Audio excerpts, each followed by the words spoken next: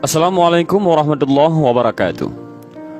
Memasuki alam kubur merupakan fase pertama setelah seseorang mengalami kematian. Sebuah alam baru yang disebut alam barzah dan dianggap paling menakutkan saat pertama kali kita terbangun atau sadar bahwa kita telah mati. Seseorang yang sudah mati akan merasa tak percaya jika ia sudah meninggalkan alam fana dan serasa bermimpi ketika di alam kubur. Digambarkan jika seseorang yang baru satu hari meninggal seperti mengalami mimpi jika dia belum mati, tetapi sebenarnya sudah memasuki alam barzah. Disebutkan ketika seseorang yang mengalami kematian dan kemudian memasuki alam kubur, maka pertama yang akan datang adalah malaikat Munkar dan Nangkir. Kedatangan malaikat Munkar dan Nangkir di alam kubur ini pun digambarkan dengan cukup menyeramkan bagi mereka yang banyak melakukan maksiat semasa hidup. Tetapi akan nampak menawan bagi mereka yang semasa hidupnya taat di jalan Allah. Ketika pertama kali berhadapan dengan manusia di alam kubur, maka ada 6 pertanyaan yang akan diajukan oleh malaikat Munkar dan Nangkir.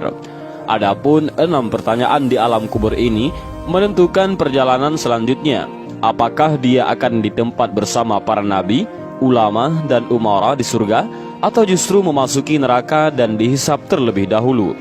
Pertanyaan itu adalah yang pertama, Man Rabbuka, siapa Tuhanmu? Ma dinuka, apa agamamu? Man nabiyuka, siapa nabimu? Ma kitabuka, apa kitabmu? Aina kiblatuka, di mana kiblatmu? Dan yang keenam adalah Man ikhwanuka, siapa saudaramu? Benarlah demikian, kehidupan alam barzah atau alam kubur banyak disebutkan dalam Al-Quran dan hadis, serta siksa-siksanya yang tanpa ampun bagi mereka yang berdosa, tetapi akan mendapatkan kelapangan dan ketenangan bagi umat yang beramal saleh. Dan berikut ini adalah hadis Rasulullah SAW yang menggambarkan perjalanan manusia setelah melewati fase kematian. Maka di alam kubur sudah menanti kehidupan baru dan serba asing. Hadis panjang Al-Barra' bin Azib yang diriwayatkan oleh Imam Ahmad dan disahihkan oleh Imam Al-Hakim dan Syekh Albani ini menceritakan perjalanan para manusia di alam kuburnya. Suatu hari kami mengantarkan jenazah salah seorang sahabat Nabi SAW dari golongan Ansar. Sesampainya di perkuburan, liang lahat masih digali. Maka Rasulullah SAW pun duduk ataupun menanti. Dan kami juga pun duduk terdiam di sekitarannya, seakan-akan di atas kepala kami ada burung gagak yang hinggap. Rasulullah SAW memainkan sepotong dahan di tangannya ke tanah. Lalu beliau mengangkat kepalanya seraya bersabda, "Mohonlah perlindungan kepada Allah dari azab kubur." Beliau ulangi perintah ini 2 atau 3 kali. Kemudian beliau SAW bersabda, "Seandainya seorang yang beriman sudah tidak lagi menginginkan dunia dan telah mengharapkan akhirat ataupun sakratul maut, turunlah dari langit para malaikat yang bermuka cerah secerah sinar matahari. Mereka membawa kain kafan dan wangi-wangian dari surga, lalu duduk di sekeliling mukmin tersebut sejauh mata memandang. Setelah itu, turunlah malaikat pencabut nyawa dan mengambil posisi di arah kepala mukmin tersebut. Malaikat pencabut nyawa itu berkata, 'Wahai nyawa yang mulia, keluarlah engkau untuk menjemput ampunan Allah dan keridhaannya.' Maka nyawa itu dengan mudahnya keluar dari tubuh mukmin tersebut seperti lancarnya air yang mengalir dari mulut sebuah kendil. Lalu nyawa tersebut diambil oleh malaikat pencabut nyawa dan dalam sekejap mata diserahkan kepada para malaikat yang berwajah cerah tadi, lalu dibungkus dengan kafan surga dan diberi wangi-wangian darinya pula, hingga terciumlah bau harum seharum wangi-wangian yang paling harum di muka bumi. Kemudian nyawa yang telah dikafani itu diangkat ke langit. Setiap melewati sekelompok malaikat di langit, mereka bertanya, 'Nyawa siapakah yang amat mulia itu?' 'Ini adalah nyawa Fulan bin Fulan,' jawab para malaikat yang mengawalnya dengan menyebutkan namanya yang terbaik ketika di dunia. Sesampainya di langit dunia, mereka meminta izin untuk memasukinya, lalu diizinkan. Maka seluruh malaikat yang ada di langit itu ikut mengantarnya menuju langit berikutnya, hingga mereka sampai di langit ke-7. Di sanalah Allah berfirman, 'Tulislah nama hambaku ini dalam kitab Illiyin, lalu kembalikanlah ia ke jasadnya di bumi, karena dirinya lah aku ciptakan mereka para manusia, dan kepadanya lah aku akan kembali, serta darinya lah mereka akan kubangkitkan.' Lalu nyawa tersebut dikembalikan ke jasadnya di dunia. Lantas datanglah dua orang malaikat yang memerintahkannya untuk duduk. Mereka berdua bertanya, "Siapakah Rabbmu?" "Rabbku adalah Allah," jawabnya. Mereka berdua kembali bertanya, "Apakah agamamu?" "Agamaku Islam," sahutnya. Mereka berdua bertanya lagi, "Siapakah orang yang telah diutus untuk kalian?" "Beliau adalah Rasulullah Shallallahu Alaihi Wasallam," jawabnya. "Dari mana engkau tahu?" tanya mereka berdua. "Aku membaca Al-Quran, lalu aku mengimaninya dan mempercayainya."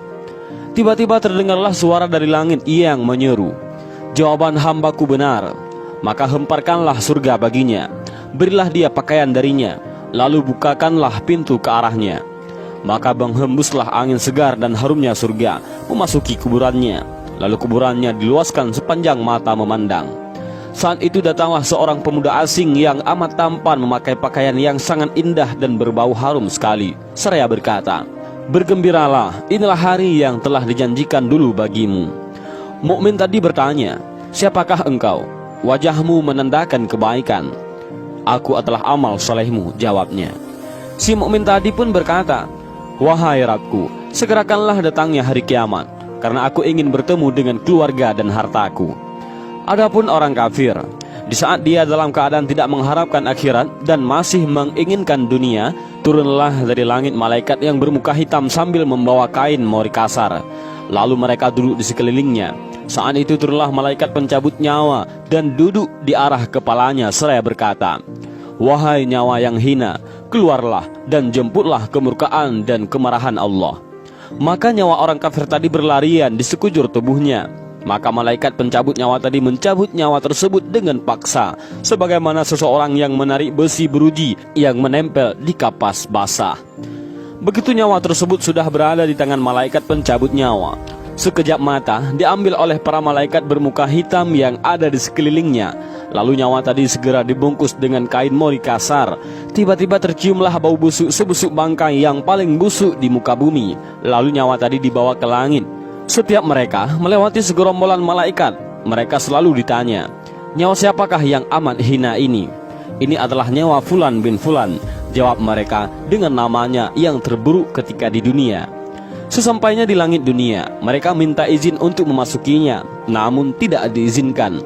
Rasulullah Shallallahu Alaihi Wasallam membacakan firman Allah Subhanahu Wa Taala, "Tidak akan dibukakan bagi mereka, orang-orang kafir, pintu-pintu langit, dan mereka tidak akan memasuk surga sampai seandainya unta bisa memasuki lubang jarum sekalipun." Al-Quran Surah Al-A'raf ayat 40. Saat itu Allah berfirman, "Tulislah namanya di dalam sijjin di bawah bumi." Kemudian nyawa itu dicampakkan dengan hina. Rasulullah Shallallahu Alaihi Wasallam membacakan firman Allah Ta'ala, "Barang siapa mempersekutukan sesuatu dengan Allah, maka adalah ia seolah-olah jatuh dari langit lalu disambar oleh burung, atau diterbangkan angin ke tempat yang jauh." Al-Quran Surah Al-Hajj ayat 31. Kemudian nyawa tadi dikembalikan ke jasadnya, hingga datanglah dua orang malaikat yang menundukkannya seraya bertanya, "Siapakah Rabbmu?" "Aku tidak tahu," jawabnya. Mereka berdua kembali bertanya, "Apakah agamamu?" "Aku tidak tahu," sahutnya. Mereka berdua bertanya lagi, "Siapakah orang yang telah diutus untuk kalian?" "Aku tidak tahu," jawabnya. Saat itu terdengar seruan dari langit, "Hambaku telah berdusta, hamparkanlah neraka baginya dan bukakan pintu ke arahnya." Maka hawa panas dan bau busuk neraka pun bertiup ke dalam kuburannya. Lalu kuburannya dipres oleh Allah Subhanahu Wa Taala hingga tulang belulangnya pecah dan menancap satu sama lainnya.